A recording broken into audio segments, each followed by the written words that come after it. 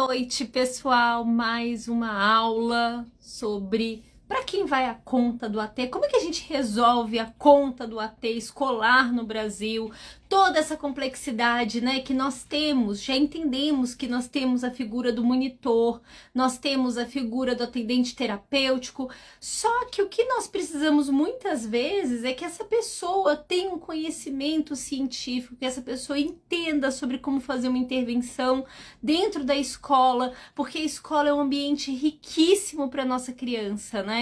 E é justamente sobre isso que nós vamos conversar aqui com o Dr. Franklin. Ele é advogado, ele é mestrando na Unicamp, na área de direito corporativo, ele é do Instituto Brasileiro de Defesa dos Direitos dos Autistas, do Ligateia, vice-presidente da Subcomissão de Defesa da Pessoa com Autismo. Eu acho que deu algum probleminha aqui, eu vou chamar novamente.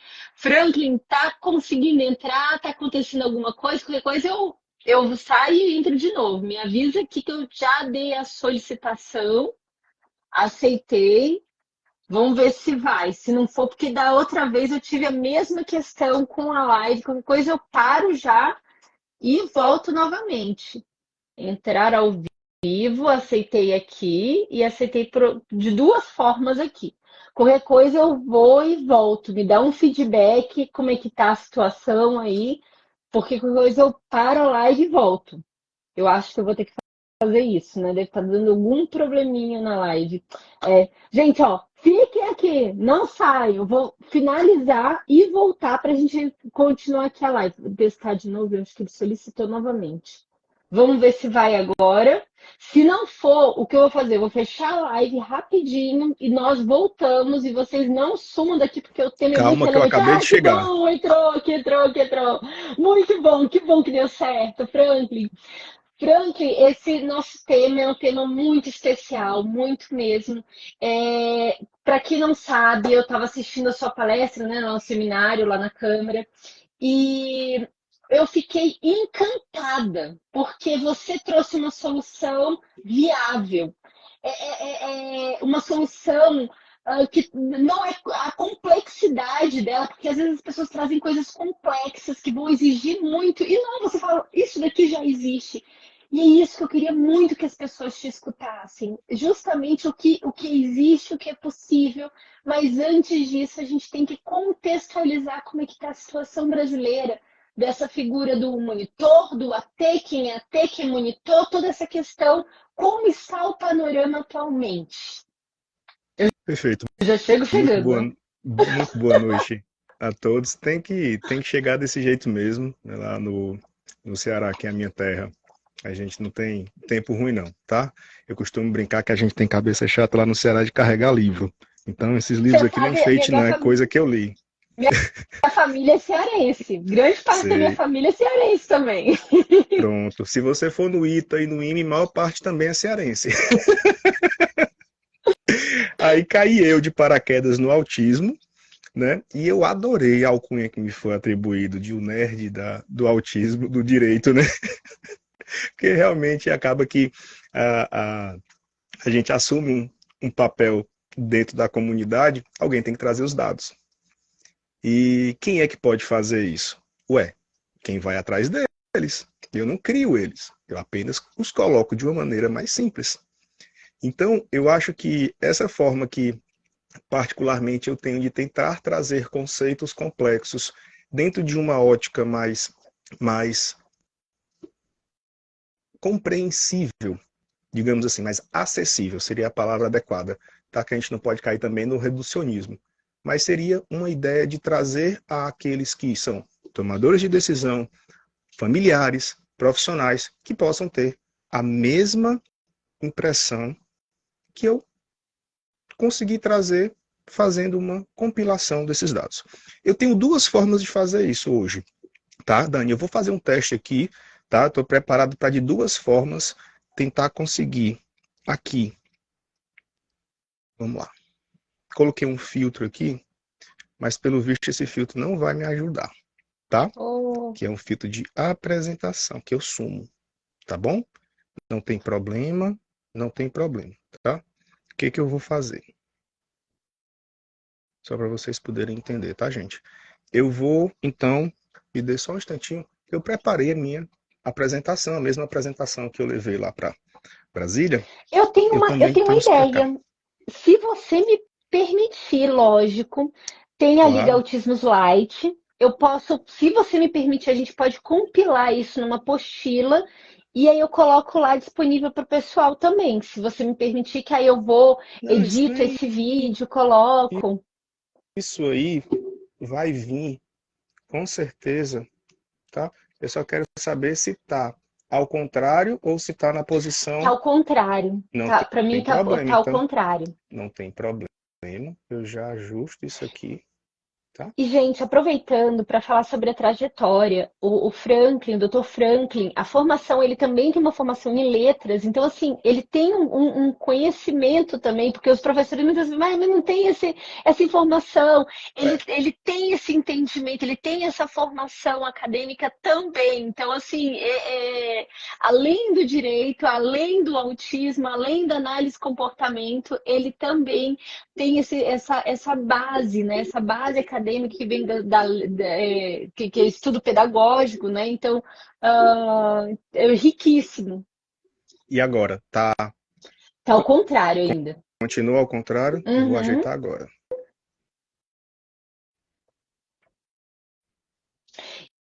E, gente, qual é a questão aqui? Enquanto o Franklin está arrumando a apresentação, explicar para vocês qual é a nossa proposta.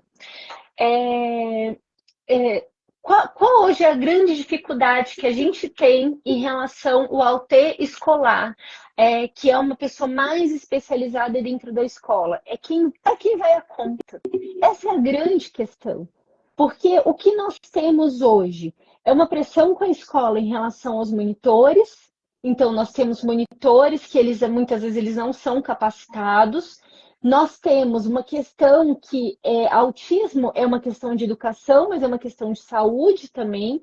E aí o Franklin ele trouxe uma solução muito robusta. Ele apresentou uma solução muito robusta, mas ao mesmo tempo viável na Câmara dos Deputados. E eu achei muito interessante trazer aqui na live para vocês. E eu estou muito Ótimo. grata dele ter aceito esse convite. Sim, E agora tá tudo certo, né? Vocês estão me... certinho, O perfeito. slide tá aparecendo certinho. Minha preocupação é só se vocês conseguem ver, tá? Algumas coisas eu vou pular, tá? Por ser mais propedêutico, mas eu sempre me apresento da mesma forma, né? Eu sou cearense, isso diz muito do meu humor. Pai do Benjamin, autista de 9 anos, e marido da Raquel. Porque se alguém segurou a barra durante a vida inteira, inclusive nos momentos em que eu estava muito lá embaixo por conta do diagnóstico, que em caso foi eu que sofri, eu sempre falo isso, porque é uma verdade velada, as pessoas têm vergonha de falar que fraquejaram, eu não, eu digo assim, olha, fraquejei, fui o que eu consigo hoje determinar para mim, que foi o fundo do poço. E eu consegui sair de lá e hoje consigo trilhar uma trajetória baseada no esforço, né? No esforço, muito no estudo. A parte da apresentação, você já fez todas as venhas em relação à questão curricular, eu vou pular isso aqui também, e vou partir diretamente para o que importa, que são, de fato, os dados. Tá? Esse dado, acho que todo mundo já viu, hoje, a prevalência do autismo, de 1 a cada 36, uma pessoa autista a cada 36 pessoas do mundo. Mas é importante saber o seguinte, que esse dado do CDC, que é o Centers of Disease Control and Prevention dos Estados Unidos, funciona mais ou menos como o Ministério da Saúde, né? Dadas as devidas proporções, tá, gente? É mais para vocês, para ilustrarem o que esse órgão representa. Esse dado ele é de 2020, ele não é de agora. Ele foi coletado em 2020 e foi apresentado agora, porque eles fazem uma coleta de dados mais robusta. Mas é muito importante a gente saber que essa pesquisa desse estudo de 2020, apresentado em 2023, pegou uma amostra de pessoas de 7 a 17 anos. Então, essa prevalência de 1 para 36, ela tem esse perfil. Ou seja, é o perfil que as pessoas estão na escola. Então, se a gente traz essa pesquisa por amostragem, e o que é, para vocês poderem entender o que cargas é uma amostragem, nada mais é do que você pegar uma determinada quantidade de pessoas, fazer uma pesquisa em cima dessa população e dali você extrair algo que pode ser replicado para um outro grande número. Quando a gente vê nas pesquisas eleitorais margem de erro de 5% para mais ou para menos, o que isso quer dizer? Quer dizer que se a gente aplicar aquele resultado em 95% das vezes, aquele resultado vai refletir a realidade. Ou seja, o que a gente tem de 1 para 36 é o dado hoje mais robusto a respeito da quantidade. Se eu quero ter uma ideia de quantos autistas tem no mundo, eu faço essa conta de 1 para 36. Então, além disso, a gente precisa entender que, se é o público de 7 a 17, significa que esse pessoal está na escola. Será que a gente sabe quantos autistas a gente tem nas escolas brasileiras hoje? Porque se você perguntar para qualquer professor, todo mundo vai dizer, tem um autista na minha sala, tem um autista na minha sala. Tá, mas vem cá, quem foi que te ensinou sobre autismo na faculdade? Bem, aquela uma única cadeira de 5 anos, será que você realmente aprendeu? Mas eles estão na sua sala. E por que eu sempre tenho esse cuidado com os professores? Porque, de fato, eles não podem receber essa conta sozinha. Esse problema estrutural, ele vem de uma outra grande realidade, que é a dificuldade, de fato, de conseguirmos profissionais capacitados.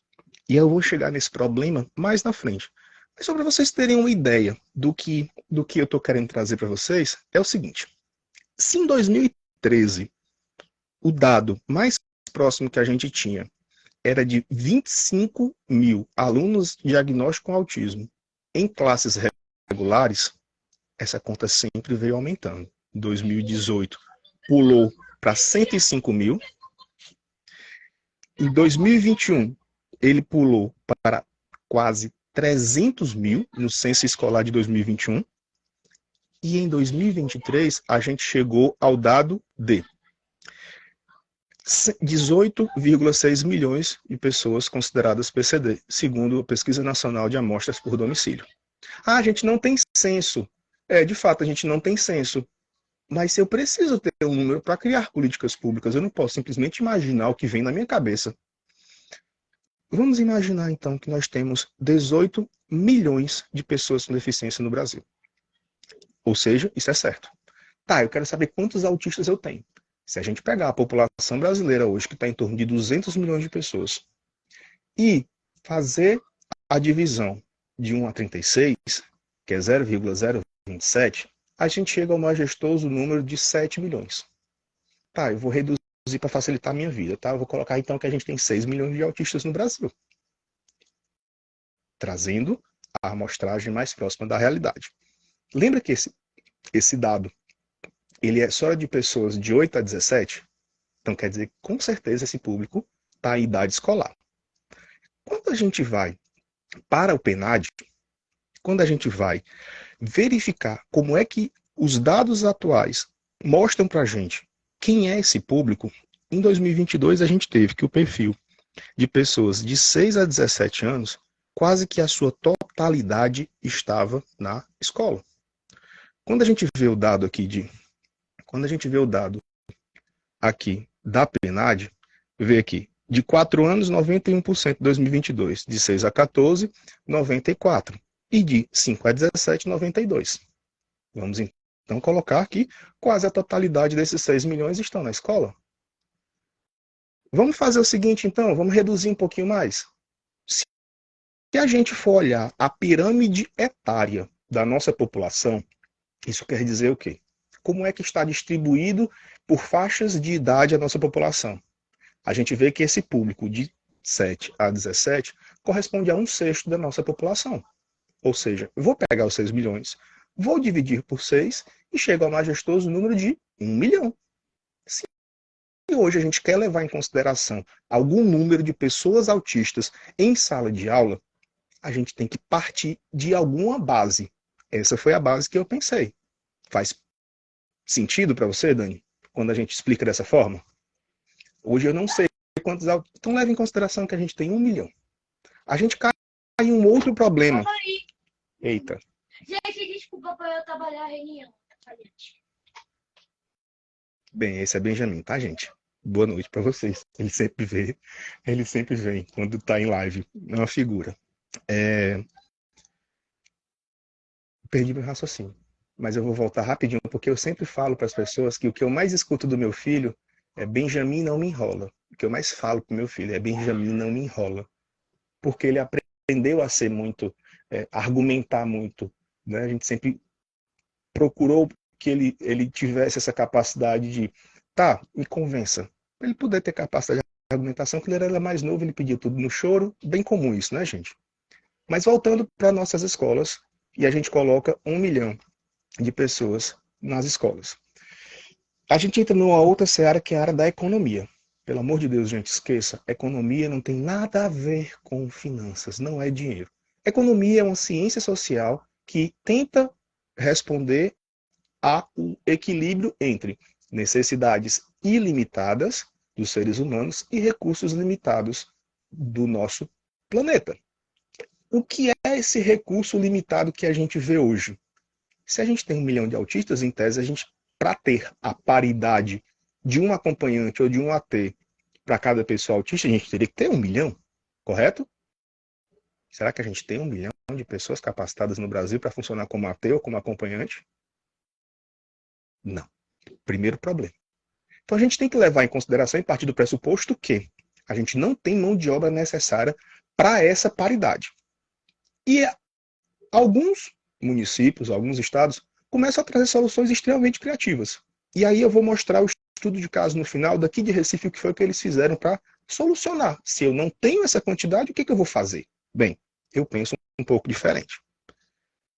Para isso, a gente precisa saber 1 milhão de que a gente precisa ter para essa população. Vamos lá. A gente tem que entender que, obrigatoriamente, desde 1997, é necessário que haja o AEE, Atendimento Educacional Especializado. Não confunda com qualquer outro tipo de sigla, tá? AEE é utilizado para isso. É um profissional que trabalha no contraturno, fazendo adaptação. Ele não é reforço, isso é muito importante. É direito de todo estudante brasileiro, seja na educação infantil, nível superior, público ou privado, que tenha algum tipo de deficiência, é realizado no contraturno, não é reforço, nem é complementação de atividade. Essa atividade deve ser exercida na Sala de Recursos Multiprofissionais, SRM, que aí tem uma outra regulação para isso. E, principalmente, tem que ser acessível em relação a materiais didáticos, mobiliários e recursos. Porque o que eu vejo hoje? Quando a gente pede para saber como é feito o AE na escola, não é feito na salinha ali, tem um material de borracha, tem um material de reciclado ali, que ele vai ficar ali, é lúdico, é lúdico, é lúdico. Nossa, isso me dá uma agonia tão grande, porque qual estratégia você está utilizando? Qual recurso didático e pedagógico? Como você vai fazer para aquela criança se apropriar do processo de ensino e aprendizagem necessário no ensino regular? Quem que está pensando nisso? E hoje a grande diferença entre o nosso modelo de educação inclusiva e o modelo americano, o modelo europeu, especificamente mais voltado para o pessoal da França, da Alemanha, da Finlândia, que é hoje o modelo que tem maior credibilidade dentro da questão educacional. É um país que tem um IDEB extremamente alto e sabe o que faz em relação a isso. Então veja, a regulamentação do AEE veio desde 2001, na resolução do CNE 2 de 2001. E um decreto-lei que determina como que deve ser feito isso. Do jeitinho que está essa imagem aí para vocês. Vamos para frente. Depois desse AE, a gente precisa entender que ele não é acompanhante. Ele é um profissional responsável pela adaptação curricular. Ele que precisa fazer a interface com o professor do ensino regular em relação às suas competências. Veja, ele que aplica teste psicopedagógico, é ele que avalia as demandas, é o AE, ele que eu estou mencionando é o AE, que faz todas essas adaptações necessárias. Porque a adaptação não é colocar a letra maior ou dar mais tempo para fazer a prova. É entender aonde que está a dificuldade dentro do processo de ensino e aprendizagem daquele educando, para aí sim você oferecer adaptações. Adaptações didáticas. Você, professor, precisa aprender a ensinar esse aluno. Por isso que é necessário ter um acompanhamento de um profissional específico.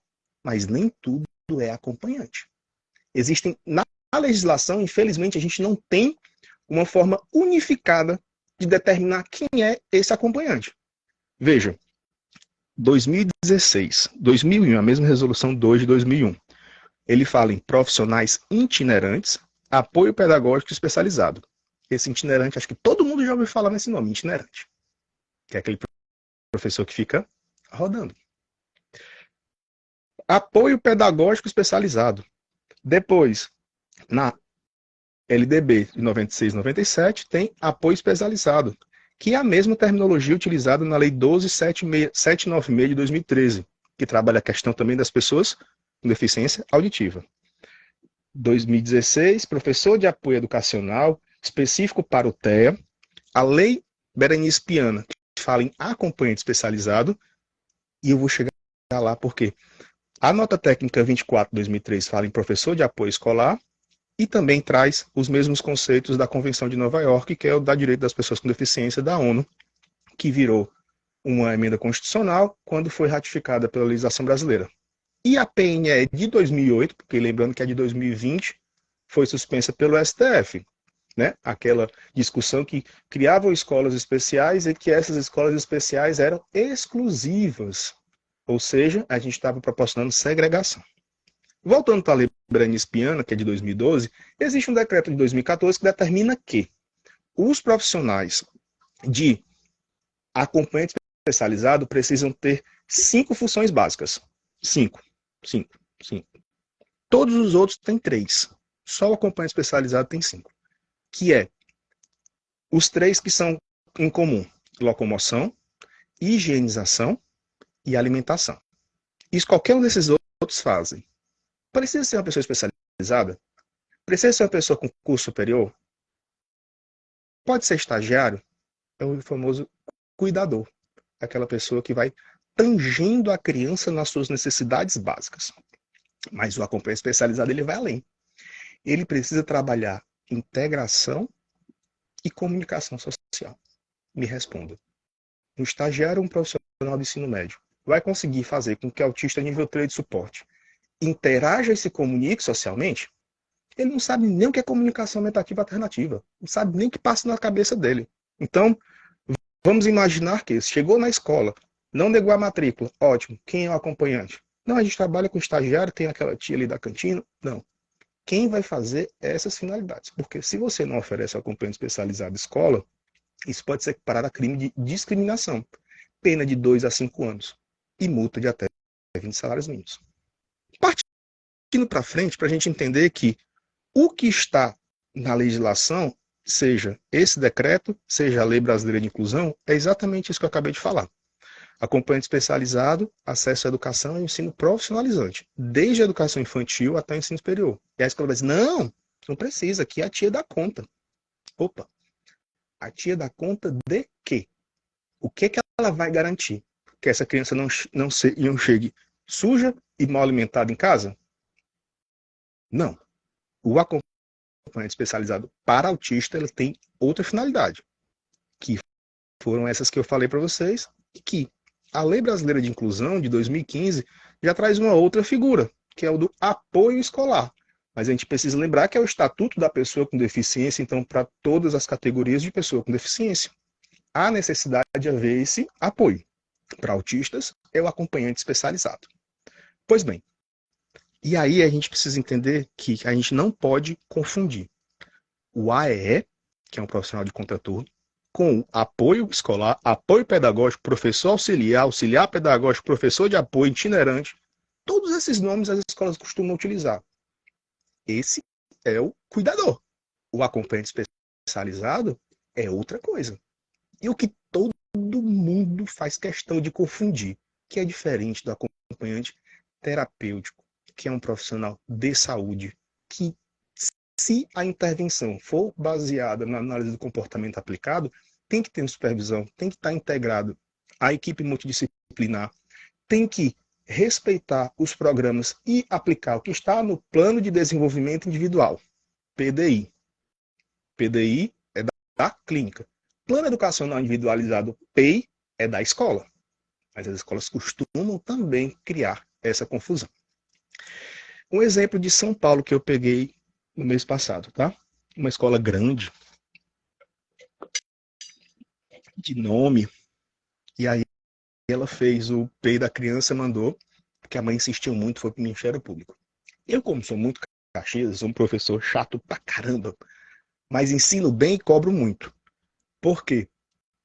Tem aquela questão, né? Não adianta saber, tem que passar, tem que saber passar.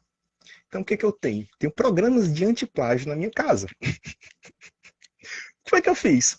Eu não vou perder o meu tempo de leitura lendo um negócio que eu não sei de onde veio e quem fez. Passei o antiplágio. Encontrei de onde foi tirado o PEI. Foi um anexo de uma dissertação que a mãe mandou para a escola e disse, olha, o PEI está copiado dessa dissertação. A resposta da escola, se está na internet, é público, eu posso usar. E aí? O que você acha disso, Dani? Não, simplesmente vai totalmente contra o que a gente fala sobre evidência, sobre ensino baseado em evidência. Eu não tô falando de forma geral. A individualização do ensino. Como Veja, assim? Tá na internet, tá bom. Então eu posso copiar, entubar no aluno, é isso? então, aí vamos para o segundo ponto. Isso de uma escola particular. A rede de ensino aqui de Recife, eles criaram um PEI online. O que é o PEI online? Ele levanta as demandas do aluno e você vai preenchendo o aluno, o professor vai preenchendo. É uma pesquisa quantitativa, você só levanta pontos. E entregam para as famílias dizendo que isso é um PEI. Falei, ué, cadê as estratégias de curto, médio e longo prazo? Quais são as adaptações que vão ser utilizadas? Qual foi o instrumento avaliativo para chegar a essas conclusões? Foi a observação? Porque dentro da escala de evidências científicas, a observação é a última a que tem menor credibilidade.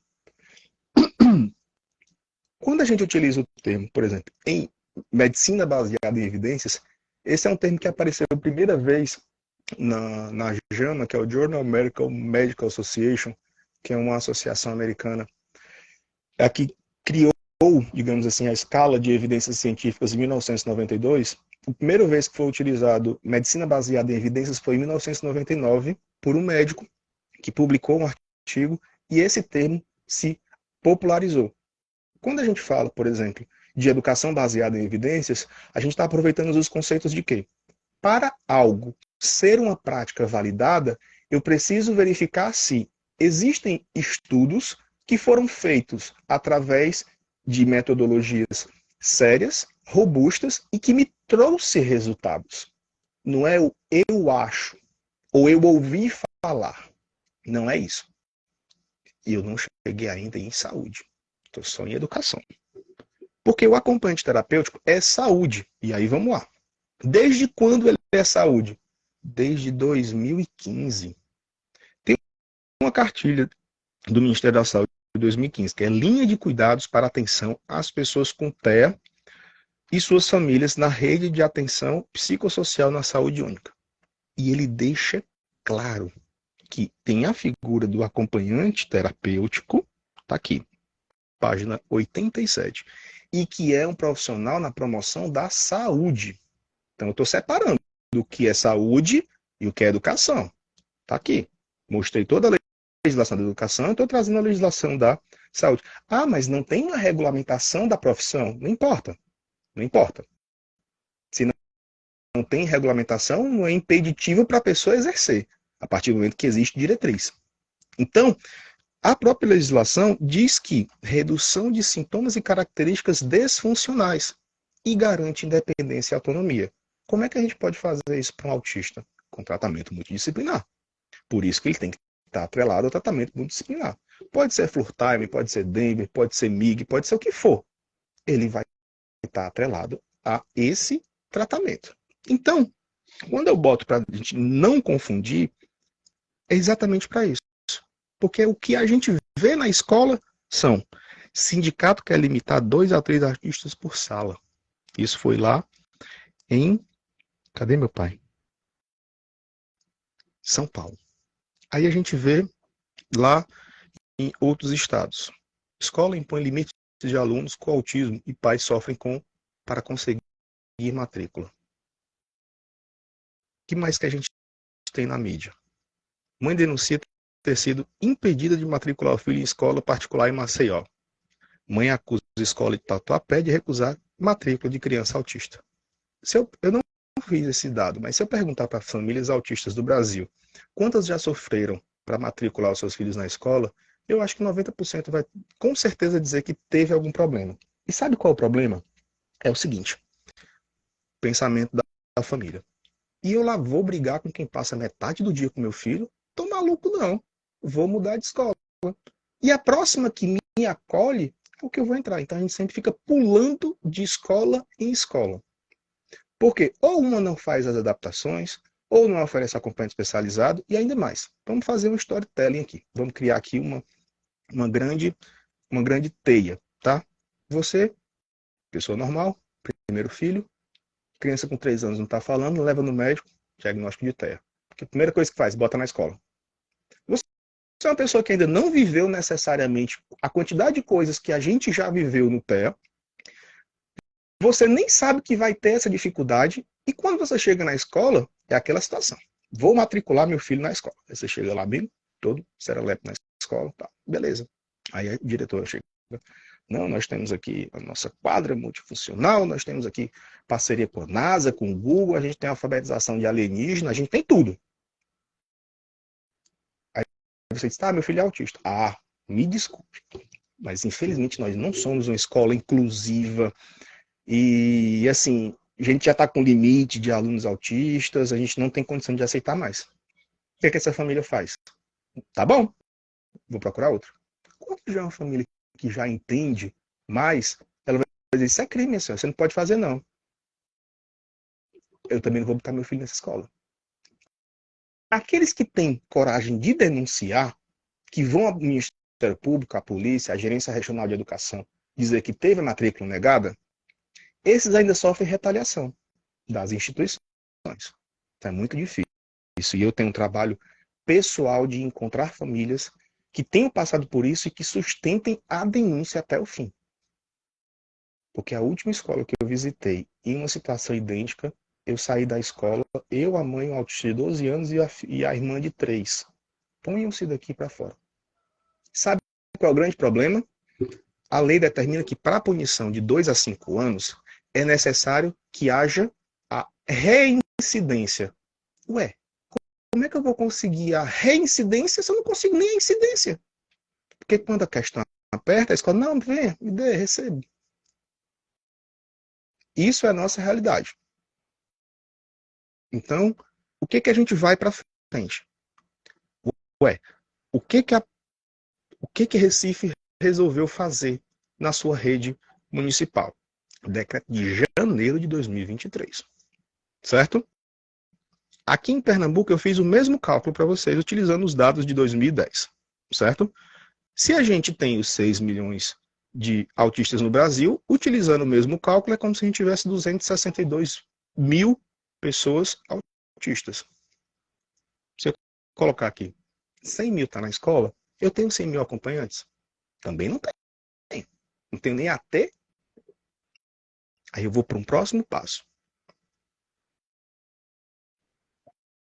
O que a Prefeitura do Recife teve a brilhante ideia? O que eu vou fazer então? Se eu não tenho a quantidade, eu vou multiplicar aquilo que eu tenho. O que eu fiz? Um acompanhante para uma pessoa com deficiência em grau leve, cada profissional de acompanhante pode acompanhar até 8 estudantes. Um acompanhante para 8 autistas de grau leve. Essa foi a brilhante solução. Eu vou dividir o problema em, ao invés de oferecer o que é necessário, eu vou multiplicar a capacidade de atendimento, multiplicando a quantidade de pessoas que esse acompanhante pode atender. E mais, cria a figura do AADEE. Eu nunca sei o que é essa sigla, mas é o tal do acompanhante. E ele é profissional do ensino médio, porque afinal não tem regulamentação que determine que tem que ser profissional formado. Lembra que eu falei da dificuldade da legislação? Os termos vão se misturando? Pois é. Enquanto isso, as pessoas e as instituições, as escolas que querem negar e as instituições vão se beneficiando dessa dificuldade. E eu vou além. Isso na escola pública, tá, gente? E na escola privada. Desde 2015, essa é a legislação dos direitos da pessoa com TEA aqui em Pernambuco. Essa legislação determinou o quê? Considera-se reservado o percentual de 5% de vagas por turmas, arredondado o número decimal para o número inteiro imediatamente superior. O que as escolas falam? Eu só sou obrigado a reservar 5%. A lei é dúbia. Mas se eu analisar com o mínimo de discernimento, eu vou entender, isso é um percentual mínimo, meu senhor, ou minha senhora, dona de escola. Isso é um percentual mínimo. Então você tem que deixar reservado. Não pode faltar. Mas, infelizmente, não é isso que a gente verifica. Porque se a gente reclamar para os órgãos públicos, eles vão dizer a mesma coisa. Essa sempre é a defesa. Essa foi a minha apresentação, gente. Aí eu deixo meus contatos, que eu utilizei lá no Senado que Dani estava, na Câmara que Dani estava falando. E aí eu vou chegar na parte da instrução. E aí eu vou voltar para mim. Fechar aqui minha câmera, tirar aqui o tablet, viu que eu estava preparado, né? Estava preparado. Demais, Franklin, demais. Perfeito. Pronto, voltei. Aqui. Tem muita coisa interessante para ver nesse rosto, não, mas o que importa é o que está dentro, né? Vamos lá. O que eu estava dizendo para vocês, a minha solução? Se a gente tem 1 milhão de autistas, se a gente não tem 1 milhão de acompanhantes, o que eu preciso fazer? Eu reconheço essa dificuldade. Como é que eu posso fazer? A solução é propor, de fato, a maior capacitação de profissionais dessa área. Mas se eu tenho obrigatoriamente 1 milhão e a lei determina que eu tenho que ter um acompanhante, o que eu faço? Simples. A minha conta foi simples. 1 milhão de autistas, 1 milhão de acompanhantes.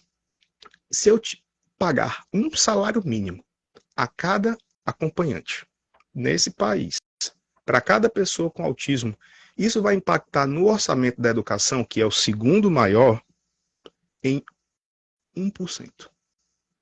1%. Representa 1%. Ah, mas vem cá, nem todo autista vai precisar de um acompanhante especializado em educação. Ele vai ter a necessidade, às vezes, de um acompanhante terapêutico, seja no público ou no privado. Não importa. Vamos imaginar no público. O que eu tenho para dizer? Se a gente divide essa conta entre os orçamentos, por quê? O orçamento da educação no ano de 2023 foi 104 bilhões. É o segundo maior. Porque o primeiro é da saúde, que é de 180 bilhões. Se eu divido na metade, e digo, metade precisa de acompanhamento terapêutico, metade precisa de acompanhamento especializado. Eu vou tirar 0,5% do orçamento da União, colocando que todos estão em escola pública, tá? E 0,3% do orçamento da saúde. Vamos levar em consideração que nem todos vão precisar da paridade de 1 para 1. Vamos levar que nem todos precisam, porque estão pedindo ao plano de saúde. Afinal, 25% da população tem plano de saúde. Então, eu já retiro mais 25% dessa conta. Falta dinheiro? Não falta dinheiro. Dinheiro tem. O problema é que as pessoas não querem fazer essa conta. Afinal, se eu resolvo o problema com uma situação simples, como é que eu vou criar senso de urgência na minha população que vota? Esse hoje é o raciocínio que a gente tem dentro de um grande ecossistema de educação inclusiva. Por quê? Lembra que eu falei no começo que, tá, tudo bem, se hoje eu quisesse pagar para 500 mil acompanhantes terapêuticos, e se tivesse 500 mil acompanhantes terapêuticos no Brasil, ou acompanhantes especializados, eu conseguiria encontrar? Não conseguiria. Lembra que no começo eu falei sobre o problema de demanda e oferta, que a gente não tem a quantidade suficiente? Tá, e como é que a gente resolve? Tá, eu reconheço que não tem, isso não tem uma solução, porque eu preciso capacitar ainda. O que eu faço? Vou buscar na experiência internacional. O que a experiência internacional fala para mim? Quando a gente vai nas experiências exteriores, e eu falo porque a minha dissertação, eu estou abordando esse assunto, lá nos Estados Unidos as pessoas processam o Estado para ter o acompanhante na escola pública. Na Europa, especificamente na Alemanha, na França, Itália, que são países que recebem muito imigrantes, a educação especial está muito voltada para receber essa população e ensinar a língua do Estado, né, do país, e também as pessoas com deficiência. Então, eles também não têm lá. O que eles fizeram? Então, eu vou pegar quem tem e quem entende e vou colocar no mesmo espaço. E vou denominar esse espaço chamado de escola especial. Porque são pessoas que são capazes de entender o processo de ensino e aprendizagem, de definir quais estratégias e, de fato, não só garantir a inclusão, ou seja, estar na sala de aula. Ela precisa se apropriar. E essa é a próxima fase da questão da inclusão no Brasil. Nós estamos ocupando os espaços. Agora a gente precisa se apropriar deles. Porque só estar na escola não é garantia de aprendizado. E aí, por que a gente teve uma política de PNE que criava também essas escolas especiais em 2020 suspensa? Porque as pessoas diziam, se criar escola especial vai ser segregadora. Então a gente não tem essa possibilidade aqui no Brasil. O que a gente faz? Essa hoje é a minha grande inquietação. Porque se eu falar isso aqui em casa, eu durmo no sofá. Minha esposa disse, não, tem que capacitar e botar todo mundo na escola regular. Tá, enquanto capacita, faz o quê mesmo? Essa população. Acontece o quê com essa população? Durante um tempo, a escola do meu filho é uma das poucas que ainda existem no Brasil, uma das raridades. Que é especial, né? Em Brasília, eu sei que você já falou. Ela é uma raridade, e é tão raridade que quando eu falo assim, para ter noção, é uma professora com 2 alunos. Então, ela assim, tá longe de ser a ideal, tem muito que melhorar, tem muita coisa para se transformar, mas a gente tem um modelo que existe e estão querendo fechar. Isso daí me agonia porque nós temos que pegar esse modelo e replicar, e melhorar, e transformar, tá tirando meu sono isso, porque tá sendo um esforço muito grande de fecharem.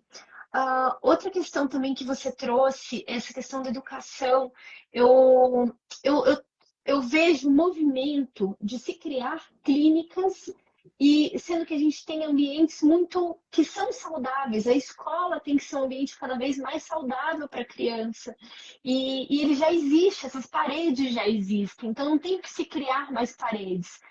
Esse investimento que você trouxe em educar esses profissionais, em treinar esses profissionais, em custear esses profissionais para esses ambientes, eles são preciosíssimos. Deixa eu ir além, Dani. Deixa eu ir além na minha solução, que eu não finalizei a minha solução em relação a isso, tá? A gente tem 2 formas de enxergar o problema da ausência de profissionais capacitados. Essa pessoa pode não ter professor, mas ela tem pai e mãe. Pode até não ter pai, né? Porque a gente sabe que, muitas vezes, quando o autismo entra pela porta da sala, o pai sai pela janela. Eu falo isso porque eu sou uma exceção. É fato. Eu sou uma exceção. Por isso que eu digo aqui na minha casa que eu não faço mais do que a minha obrigação. Sou exceção de quê? Bem, então você trabalhar a orientação parental é uma das estratégias que a OMS traz como solução. A gente tem lá o EcoProject, lá em Paraná, Belize e Matos, que faz esse trabalho. Cria-se uma grande rede, só que não é nem na saúde nem na educação, é na assistência social. Então a gente tem que envolver 3 grandes pastas que não se comunicam. Por isso que é tão difícil fazer uma política pública integrativa que envolva multissetorial. porque são muitos orçamentos, são muitos interesses, bem, a gente esbarra na acessibilidade atitudinal, porque como eu mostrei, o problema não é verba. 2, pode ser que, tudo bem, quando a gente for lá para aquele interior brabo, que lá também tem autista, pode ser que lá nem tenha posto de saúde, mas tem uma escola. Segundo passo, capacita a escola, capacita a professora, porque se ela pode identificar sinais característicos, ela pode encaminhar para o posto de saúde, pelo menos uma vez no mês, segundo o PSF, 2 vezes no mês, tem que ter um médico. Ele pode ser um médico geral. Então, se a gente coloca isso como uma estratégia de educação e saúde, para que os professores, como os agentes comunitários de saúde, possam ser utilizados, as ferramentas que a gente já tem dentro da nossa estrutura, como identificadores, e dizer assim, minha senhora, leve seu filho no posto de saúde, chega lá na médica e diz assim, ó, tá com traço característico de autismo. E aquele médico pode ser o generalista que for. Ele diz, não, de fato, tem. Tome aqui o laudo, vá atrás dos seus direitos. A gente já pula uma etapa, que é o do laudo. Hoje, na fila do SUS, é 18 meses para você conseguir uma consulta com um neuropediatra, quando tem. Então, neuroplasticidade, ó, a plasticidade cerebral foi embora. Você já perdeu a ideia da identificação, você só vai ter depois de 7 anos. Então, essas duas soluções é dizer, olha, o que eu tenho, o que eu posso fazer? Está aqui de um lado. O que eu posso planejar para o futuro? Está aqui de outro lado. A questão hoje, a grande dificuldade é ter esse interesse político. E aí, tem muita gente, eu acompanhei também as perguntas, falando sobre a questão do AT, do plano de saúde e tudo mais. Não sei quanto tempo a gente ainda tem, porque a gente falta 10 minutos para as 10 horas, tá? Não Mas está caindo. Eu só queria fazer um levantamento só para as pessoas entenderem como funciona. Eu tenho ficado muito preocupada é que com uma movimentação que tem tido na internet, que as pessoas não entendem como é que funciona a legislação. Por exemplo, as pessoas ficam falando sobre certificado. Está todo mundo falando sobre certificados internacionais, certificados, nanã.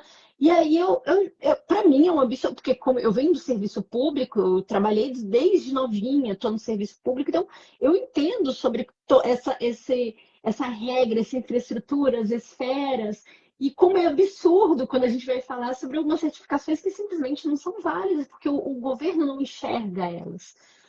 E quando a gente vai falar sobre essa questão do AT e do acompanhamento escolar e toda essa unificação, isso tem que vir das casas que vão fazer essa lei, que vai ali incorporar e falar, ó, esse orçamento vem daqui, esse orçamento, eles precisam enxergar isso. E justamente por isso que, por exemplo, o Franklin, ele vai à Câmara, ele vai brigar direto, ele vem aqui em Brasília para levar isso, porque se não vier daqui, o resto não vai acontecer. A pessoa para dar essa sacudida no pessoal de como, e se você puder falar, porque isso é muito mais a sua área que a minha, sobre essa infraestrutura para as pessoas entenderem até chegar na execução de estar lá esse professor das casas ao ministério. Perfeito. Vamos aqui então criar uma pirâmide. Desde a gente no topo dela, a gente tem a União. A União, né, e as leis federais. Beleza, isso já tem lei, dá direito. Então o que acontece? Sai uma rúbrica, um valor dentro do orçamento público destinado para o campo de educação inclusiva. Beleza. Esse orçamento sai da União e vai para os estados. E dos estados ao repasse para os municípios. Tá? Beleza. Eu tenho aquele dinheiro, dinheiro que é uma emenda impositiva. Os deputados também podem injetar recursos específicos, os deputados federais. Então, o que acontece?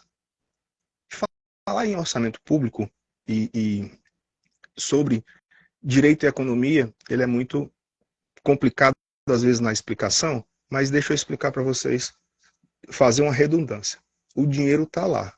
Aí tem duas opções.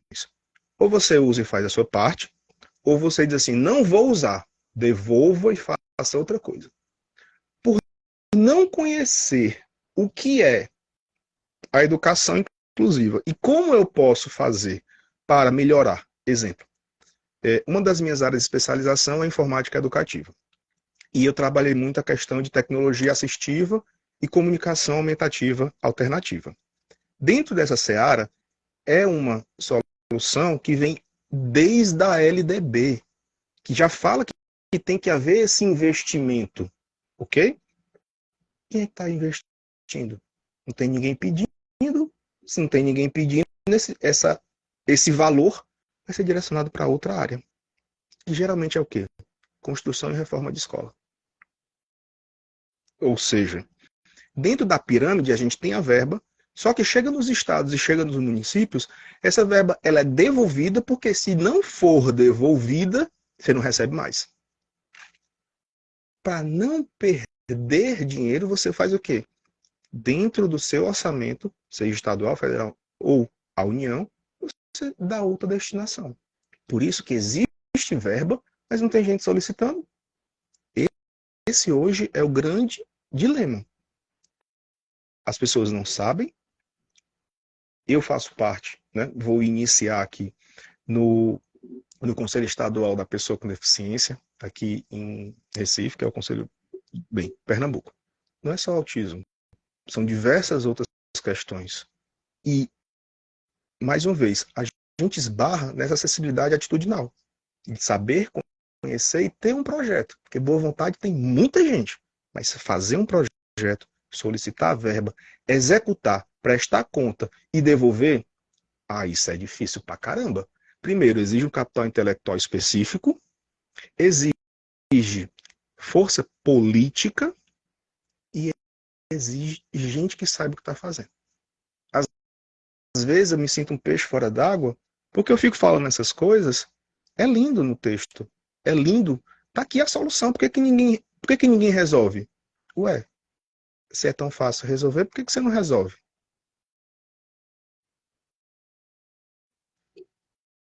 Trazer a simplicidade é dizer o seguinte, olha, o problema é complexo, mas há solução. Essa hoje é a grande questão. Então, vamos imaginar o seguinte, vamos criar dentro das secretarias, e você trabalha no serviço público, você sabe, existem escolas, escola do governo de Pernambuco. Cada setor público tem um setor de capacitação, obrigatório, porque a única forma que o servidor público tem de ter progressão na carreira é fazer as capacitações. Quantas capacitações você vê em educação inclusiva? Eu vim pesquisar a da Escola da Magistratura do Tribunal de Justiça de Pernambuco. Nos últimos 10 anos teve uma sobre inclusão. No Tribunal de Justiça. Eu venho de hospital, eu sou de um hospital militar, né? E assim, o que nós tivemos formação em relação você receber pessoas que têm alguma deficiência, alguma questão dentro de um hospital é difícil, né? E aí eu falo que todo mundo tem que ser treinado, né? Do administrativo, todo mundo que está envolvido. E não, infelizmente, de fato, essa questão da verba ela é muito séria, gente, muito séria mesmo, porque essas verbas elas estão destinadas, eu estou vendo agora os deputados se movimentarem em relação a isso, em tentar desenvolver. E se essa estratégia não estiver muito alinhada para quem está na ponta, realmente tudo se perde. Então, assim, nós temos que estar conversando muito bem, em sintonia, e não ficar numa briga que não faz sentido, como é que a gente estava discutindo mais cedo, né? Sobre o que é inclusão, o que não é inclusão. Não, a gente está num nível, num patamar, que a gente tem que treinar pessoas. A gente tem que começar por aí. Porque, assim, não é construir parede, não é treinar pessoas, porque as pessoas não entendem sobre o básico sobre o autismo, as pessoas não entendem o básico sobre o que é uma intervenção com evidência. Então, é nesse nível que eu enxergo hoje como é que a gente vai mudar o panorama. Só que aí entra numa questão, Franklin, que me pega muito. A formação da educação brasileira, a base, ela é falha. E acaba que, por exemplo, esses dias eu estava postando umas coisas e as pessoas não têm a prática da leitura, a prática E quando a gente está falando sobre educação em evidência, sobre toda essa questão, exige muito, muito estudo, né, da pessoa, existe Eu uma vi que você se base. chateou. Nossa, Eu eu vi fiquei que você se brava. chateou. Eu fiquei brava, eu fiquei muito brava. O povo não lê, ué. O povo não lê, paciência, né? Eu fico brava. Eu tava bem brava naquela hora que eu tava gravando o vídeo e expliquei para as pessoas. Ai, gente, Frank, eu só tenho a agradecer. Eu tava querendo pegar só uma dúvida que trouxeram aqui, é, que são coisas muito focais, assim, sobre a questão de quem apaga o AT, por exemplo, né? Quem tem que pagar o passeio da escola, por exemplo? É o AT, a escola tem que passar, quando a criança vai para um passeio escolar. Quem paga é a família, é o AT, é a escola. Vamos lá, tem duas dúvidas aí que se encaixam e é muito importante a gente entender a diferenciação, como eu mostrei para vocês. Até é profissional de saúde.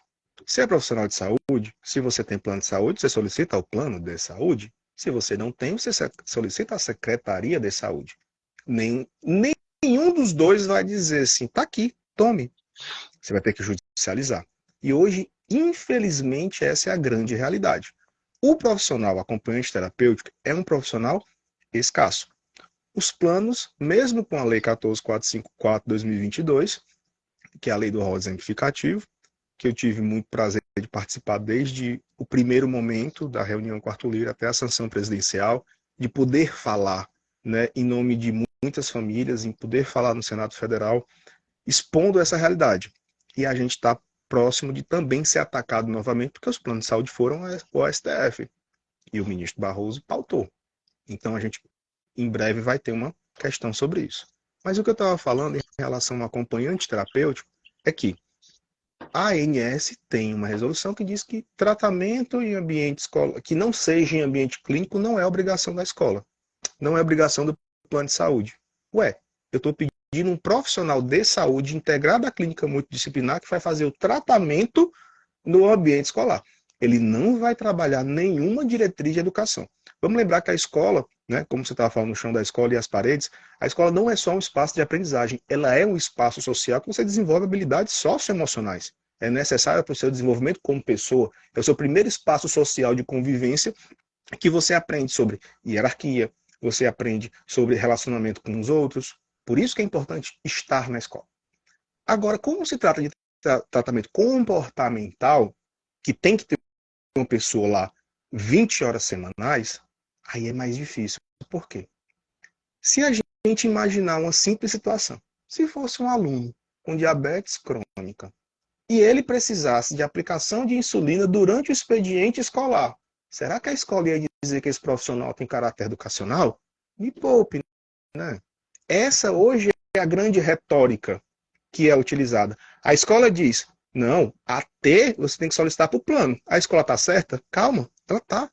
AT A é do plano. questão Mas elas se omitem ao fato de que elas têm que oferecer um acompanhamento especializado. Enquanto o plano de saúde fala a mesma coisa. E ambos não se juntam. Se eu Não, vou preferir, né? a Se eu for definição preferir, do transtorno mental, né? A definição do transtorno mental tem que ser discutida, porque o transtorno mental ele tá nessa interface educação e saúde, né? e a gente não tem uma política integrada nesse sentido, porque os ministérios não se comunicam, porque as áreas não se comunicam, porque precisamos ocupar e permanecer nesses espaços para depois nos apropriarmos.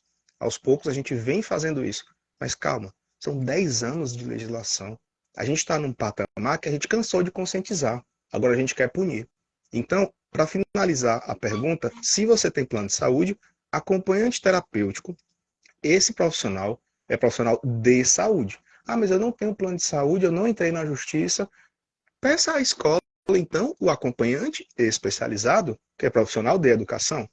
Mas não confunda. Se você chega na escola pedindo errado, a escola simplesmente vai responder para você. Não é minha obrigação, de fato, não é obrigação dela. Mas ela também não se coloca numa posição de dizer assim, tá, eu vou lhe oferecer um acompanhante especializado. E isso aconteceu comigo durante um período, por conta de uma decisão judicial. Meu filho passou uns 3 meses sem um acompanhante terapêutico, né? E eu cheguei para a escola e falei, olha, vamos lá.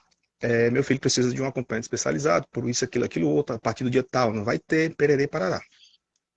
Aí a diretora da escola falou assim, não, a gente trabalha com estágio. Eu falei assim, não, não, irmã, que é uma escola cristã. Não, irmã, não é estagiário, é pessoa formada. Ah, mas se eu for oferecer uma pessoa formada para cada aluno com autismo, a escola vai quebrar. Eu falei, inclusive, se não fornecer, é crime de discriminação e a escola pode perder, inclusive, o alvará de funcionamento, por causa de um autista. Tá vendo como é sério? Foi o começo de uma história na escola em que hoje, sábado agora, teve uma peça de teatro, um reconto. Eu acho que você viu o vídeo de Benjamin atuando num videozinho de 3 minutinhos. Pronto, a peça foi 30 minutos. Ele atuou na peça e o reconto foi o Pequeno Príncipe da Inclusão. O Pequeno Príncipe era um menino autista. A música foi cantada em Libras. A gente não conseguiu postar ainda, porque tem 30 minutos. Mas é de arrepiar, mostrando que nós que temos consciência, nós podemos chegar nos espaços e transformar esse espaço. Por isso que nós temos a obrigação de sermos agentes de transformação. A gente precisa mudar aquele espaço que a gente passe e que o próximo autista que vier não passe pelas mesmas dificuldades. Não é porque sou eu pedindo, né? Porque também tem que... porque é você que está pedindo. Bem, não é porque eu estou pedindo, eu fiz o meu papel, eu cheguei lá, dei palestra, capacitei, me coloquei à disposição quando a escola precisa de alguma questão. Eu estou sempre à disposição, eu fiz a minha parte na escola do meu filho. Mas tem um segundo problema. Sabe qual é o segundo problema? Se essa escola na região é vista como uma escola inclusiva, que é a obrigação dela, o que acontece? É todo mundo para lá. Quando vai todo mundo para lá, a escola não consegue ter a sustentabilidade necessária. Por quê? As que negam ao redor, dizem assim, rapaz, aqui a gente não é muito... Lembra que eu falei daquela família que chegou na escola e disse, rapaz, aqui a gente não é muito inclusiva, não. Mas tem aquela escola ali que eles são muito bons. Aí você diz, opa, obrigado, vou lá. Concentra todo mundo lá. A gente tem um problema econômico que todo mundo conhece, chamado concentração de mercado. O que a gente faz? A gente sobrecarrega. A escola não consegue ter sustentabilidade. Por isso que aí tem uma outra questão. Tem que trabalhar a estruturação da escola. Porque ela também tem que ter a necessidade de se estruturar para receber. Ela pode impor limites, existem formas legais de impor dentro dos critérios da lei. Aqui, respeitando o mínimo de 50%, o mínimo de 5%, respeitando o fato de que existe uma legislação do Conselho Nacional de Educação que determina a quantidade de alunos por espaço físico em sala de aula e a quantidade de adultos. Eu estou limitando por uma questão física. Não é que eu estou negando matrícula, porque a minha parte eu estou fazendo. Vá buscar as outras que não estão fazendo. E se as outras não fizerem, denuncie. Porque se você não é pelo seu filho, é pelo próximo, que vai ter a matrícula negada também. Porque ninguém vê outdoor de somos uma escola inclusiva. Não. Só tem história de sucesso. Porque a inclusão é difícil. Que exige muito conhecimento específico. Então, tudo isso que eu estou colocando é mostrando que existem soluções e mostrando que existem dificuldades. Não existe uma solução mágica. Mas existem formas de a gente pensar assim, posso tentar por aqui? Só que eu, particularmente, já me coloquei à disposição de diversas prefeituras.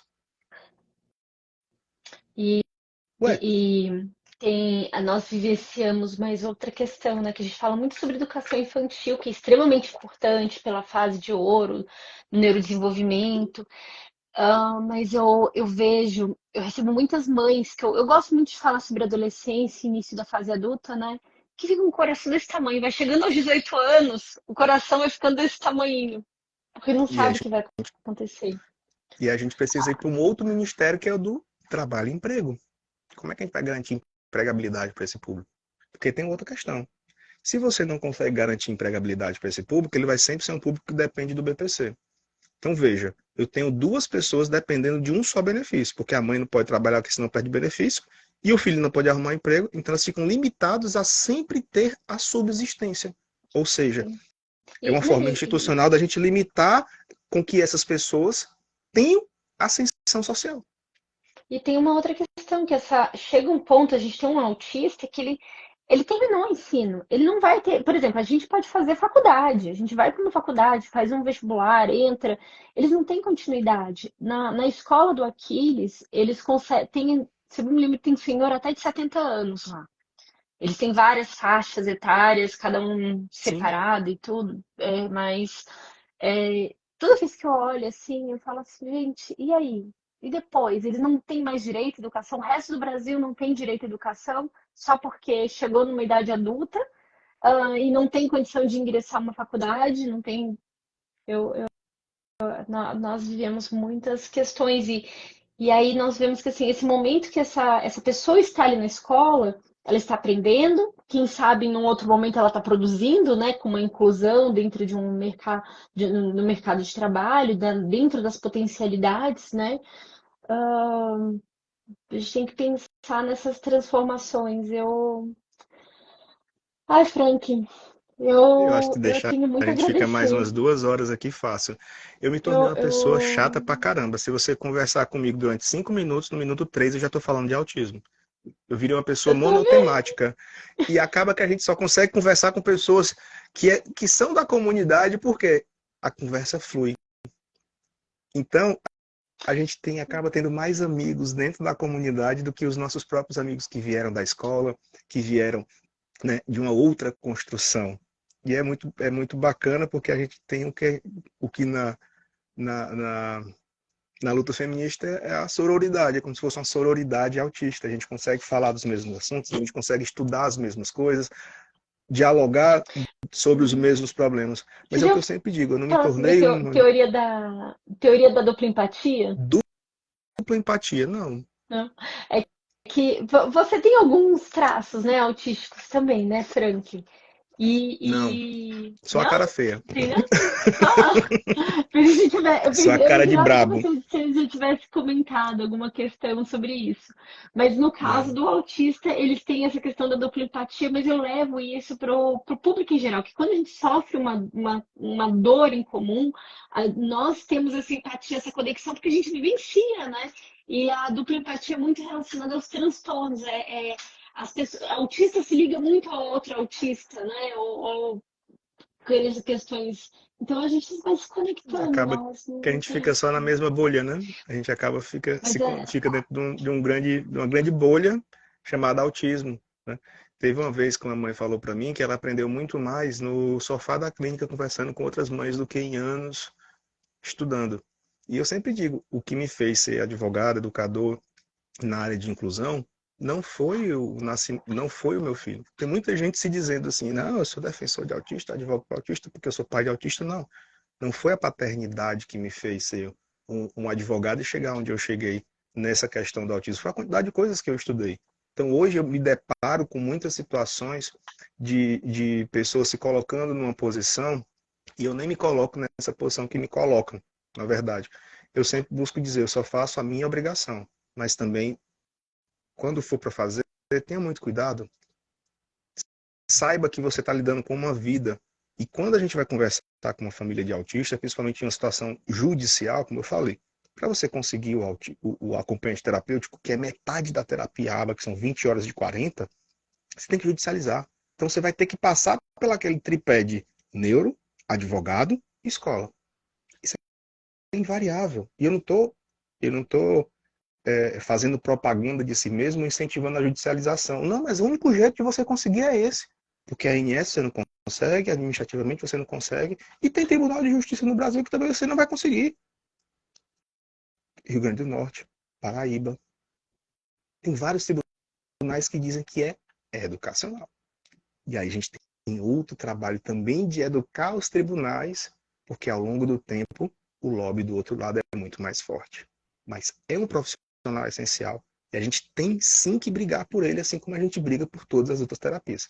Teve uma pessoa que falou assim sobre a certificação, até que você falou, né? A gente tem dentro da estruturação hoje existente, também não tem a regulamentação da profissão, mas a gente tem a BPMC, que é a Associação Brasileira de Medicina Comportamental, que tem uma pirâmide de como deve ser a estruturação da, da, da aba, né? Desde o supervisor, coordenador, o aplicador. E fala que para você ser um aplicador, você tem que ter pelo menos um curso de 40 horas.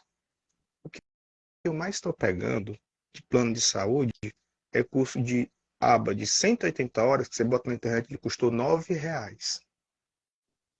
Será que essa pessoa está preocupada em oferecer o serviço ou dizer que oferece?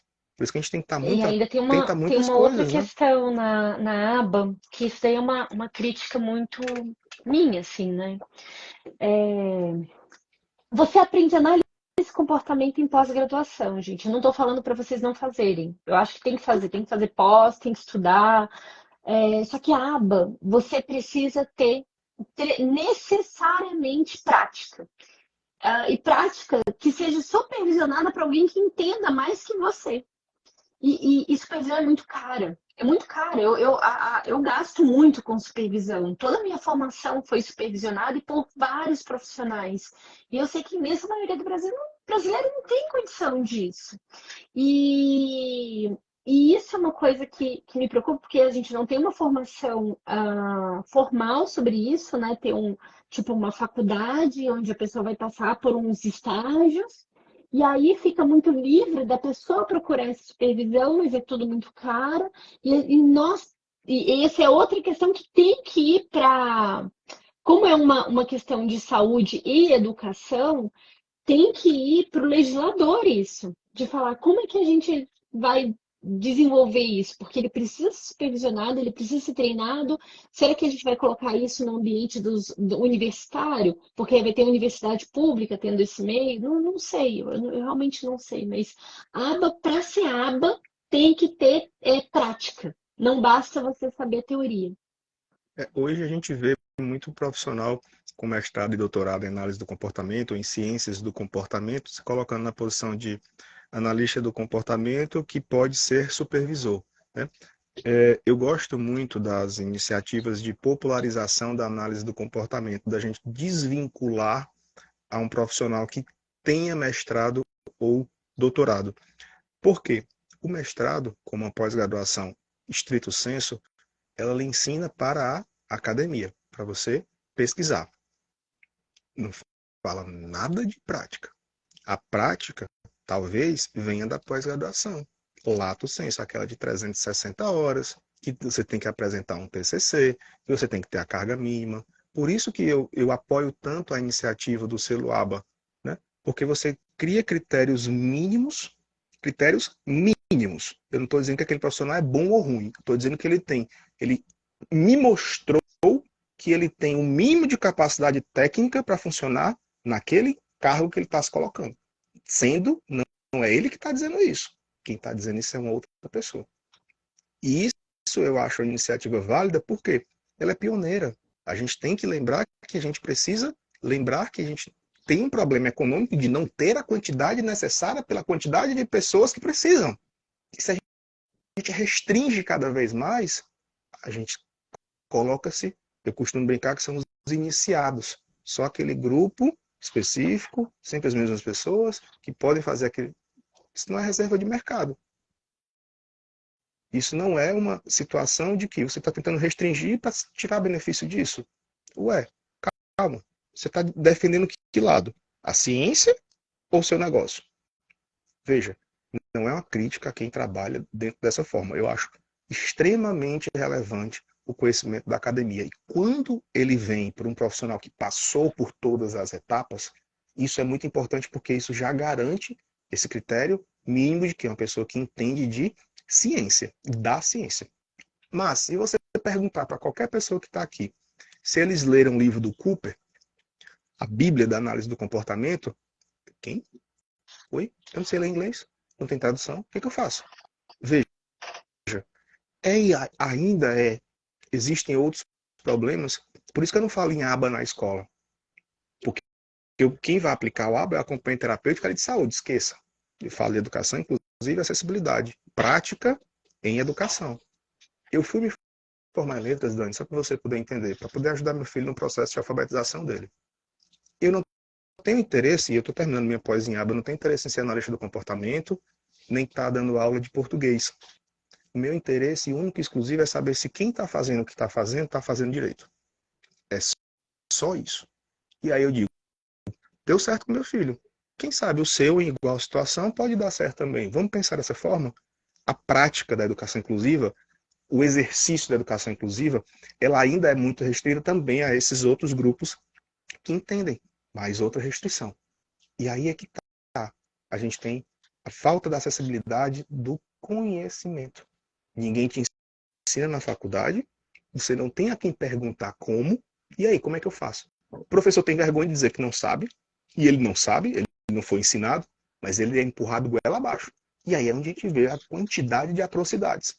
A gente vê profissionais se dizendo especialistas com curso rápido. Bem, se for assim, então eu sou a reencarnação do Rui Barbosa, porque eu tenho 11 páginas de Lattes. De curso, de coisas que eu estudei no geral. Não é isso que te torna especialista. Essa hoje é a grande questão que a gente vem vendo. Eu tenho profissionais, professores, que na faculdade não são ensinados. Eu tenho profissionais de saúde que estão cada vez mais gananciosos pela quantidade de oportunidades que tem. A gente tem planos de saúde colocando restrições cada vez mais severas para os beneficiários, fazendo controle financeiro, exigindo comprovante de pagamento para reembolso, inventando coisa. Eles fazem o que eles querem. Cabe a gente ter o discernimento de até que ponto eu tenho que lutar. Quais batalhas eu vou travar.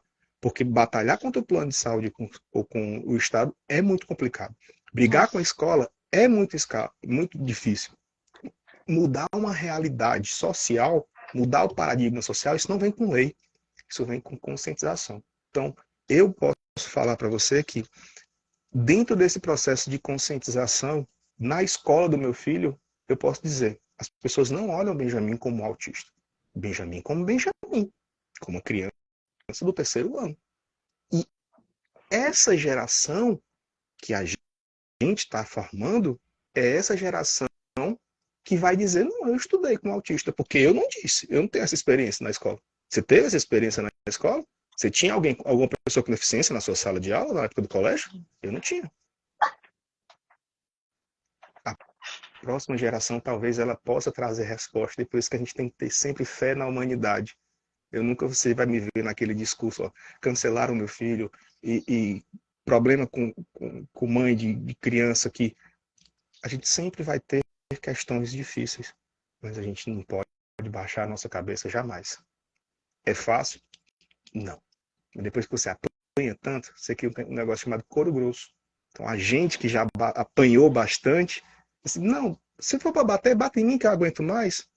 Poupe essas famílias. Então a gente se envolve em tanta confusão, em tanta briga, a gente se chateia com tanta coisa, que parece até besteira, mas para a gente também que está na ponta, que a gente está em Brasília, você em Brasília, eu eventualmente quando eu faço alguma formação, eu quero chegar naquela pessoa que vai estar, se eu conseguir mudar uma pessoa, eu já fiz muito.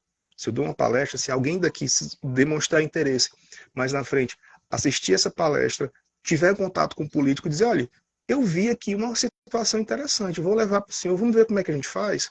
Ou, dentro de uma escola, dizer assim, ó, vamos trazer alguém para fazer uma formação e que crie uma rede de formadores.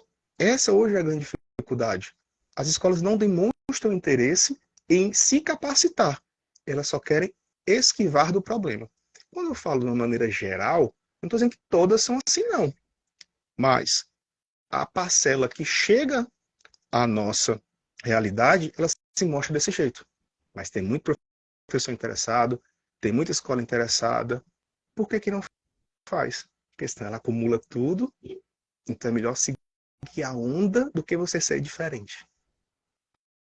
A acessibilidade atitudinal, misturada com a acessibilidade do conhecimento, que aí se confunde também com a falta de utilização da verba pública ou dos recursos que tem em particular.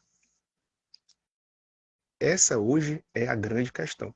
Eu vi muita pergunta, e aí eu respondi sobre certificação, eu respondi sobre supervisão, sobre acompanhante terapêutico, sobre escola pública e privada, sobre estratégias de orçamento público, economia, falamos de análise do comportamento. A questão da dupla empatia, com certeza é um conceito que vem da psicologia. Olha quanta coisa que a gente teve que abordar. E qual era o tema da nossa live? A conta do AT. Se para a gente abordar isso exige muito tempo de estudo, muito tempo de luta, imagine para quem está começando agora. Cabe a gente ter um pouquinho de paciência com as pessoas que estão chegando e também dar ferramentas para eles. Sim. Porque eu costumo dizer o seguinte, e aí eu vou finalizar minha fala da seguinte forma. A lei de fumo, a proibição da lei de fumo em lugar fechado, ela é de 1996. Eu só sei isso porque é um número bonitinho, é 929496. Eu não decoro o número de lei, mas essa eu decorei. E aí, no ano de 2002, o Sindicato dos Garçons de São Paulo entrou com ação civil pública contra o Estado de São Paulo, porque os garçons estavam morrendo por serem fumantes passivos, porque a lei não estava sendo respeitada. Ou seja, os estabelecimentos não proibiam. O que foi que o Estado de São Paulo recebeu? Uma multa milionária. Aí, o que foi que ele fez? Opa, quem fizer vai levar essa mesma multa. Rapidinho, você não via mais gente fumando em shopping, no avião. Ninguém lembra quando foi a lei que obrigou a usar o cinto de segurança. Só lembra da primeira multa. Beber e dirigir. Só lembra da primeira multa. Hoje está faltando esse modelo punitivista, na minha opinião. Eu brigo para que um diretor de escola rica daqui seja apenado com a quantidade de coisas que já fez. Para poder a gente estampar e dizer assim, olha, isso está errado. E isso tem consequência, porque a falta de punição é um reforçador, é um estímulo para a conduta inadequada. Estou misturando aba com direito com comportamento de mercado. Que aí é economia comportamental e a gente vai viajar aí para mais longe. É bom a gente parar por aqui. Nossa, Franklin, foi muito preciosa essa aula. Muito, muito obrigada. Eu quero só salientar uma coisa para as pessoas, que às vezes elas não têm noção sobre isso. Que eu estou trabalhando na área, né? Trabalho nessa área, você trabalha na área, mas tem um ponto que as pessoas não compreendem, que grande parte do que a gente faz é gratuito. A gente simplesmente, você vir a Brasília, é um custo que você está tendo de não estar trabalhando nesses dias, de você estar pagando passagem, estadia e tudo isso, daí ninguém vê. Olha, todo aquele processo que teve da questão dos planos de saúde, e você esteve aqui, você esteve custeando e deixando de trabalhar e deixando de prover a sua família em prol de muitos outros. Eu estou no conforto de morar em Brasília, né? Então eu consigo ter o deslocamento, vamos dizer assim, o meu deslocamento é menor em relação a isso. Só que eu queria muito que vocês tivessem consciência disso também. Isso é muito importante, que é porque quando a gente fala que nós trabalhamos na área, as pessoas já chegam, o autismo virou mercado, vocês estão. Mas nós estamos batalhando também. Isso daqui é toda uma questão para manter o sustento. Que me diz o que você pensa sobre isso. A gente tem conta para pagar. O quanto eu estudei para responder uma pergunta, quanto isso vale para você? Quanto vale você ter uma resposta na sua frente, da qual você não precisa procurar no Google, ou o Google não te respondeu? Ou você ter a certeza de que aquela informação tem ou não credibilidade? Eu vou mais além. A advocacia é como eu sustento a minha família. O ativismo, não confunda, é a minha causa de vida. Eu não cobro para ser ativista, eu pago para ser ativista, e pago um preço social, eu pago um preço moral, porque por ser homem, menino, eu fui cancelado em Brasília, por ser movimento de mães. O que você está fazendo aqui? Eu estou usando isso aqui, ó, que tem aqui dentro, tá? Você não é político, você quer se candidatar a político. Você é advogado, você é rico. Não, gente, muito pelo contrário. A gente leva uma vida extremamente regrada, porque o meu dinheiro eu gasto com livro, eu gasto com estudo, eu levo meu filho para fazer um passeio. Você não me vê postando em final de semana, bebendo, com viagem, passeio. Não, estou quietinho, recolhido. Mas se você tiver interesse em me ouvir, ótimo, não posso resolver todos os problemas do mundo, não dá para advogar para todo mundo. E é assim que eu coloco sustento dentro da minha casa, é com a advocacia. Não dá para a gente resolver todos os problemas e nem atender a todas as pessoas, porque de fato nós somos poucos ainda. Então, esse trabalho de conscientização é para chegar e dizer para você que a gente faz por amor. Agradeço demais a quem está agradecendo, mandando bênção. Isso faz com que a gente mostre que a gente está no caminho certo. Quem criticar, se a gente fizer, vai criticar, se a gente não fizer, vai criticar. Bem, eu posso chegar e dizer, eu estou fazendo a minha parte. Como eu sempre digo, eu não faço mais do que a minha obrigação. Muito obrigada, Frank. Muito obrigada por tudo, por todo o seu ensinamento. Aprendi demais, acho que todos nós aprendemos. E eu vou deixar a live salva. O que eu peço para vocês é que vocês compartilhem. Compartilhem, esse conhecimento é muito importante. Se isso daqui chegar aos legisladores, né, aos governantes, a gente conseguir mudar essa realidade e essa proposta que você trouxe, como eu falei assim, eu acho ela muito palpável. Nós temos que levar isso, né? Então, é isso que eu peço para vocês, que vocês compartilhem. Não é é porque a gente quer like. Não, não. É para os nossos filhos, pelos nossos alunos.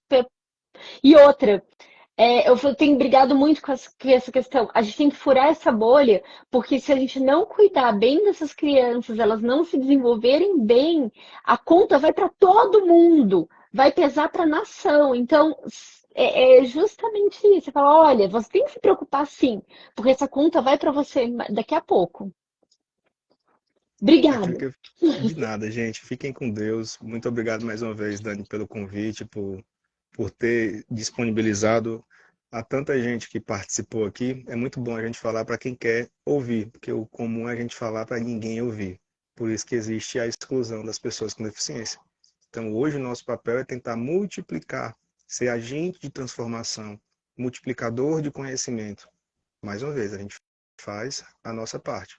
Se isso não é capaz de solucionar os problemas do mundo, me desculpe, eu não sou super-herói, eu tenho minhas limitações, vou ser criticado em diversos momentos por diversas coisas, mas eu posso dormir com a cabeça tranquila e dizer eu fiz a minha parte.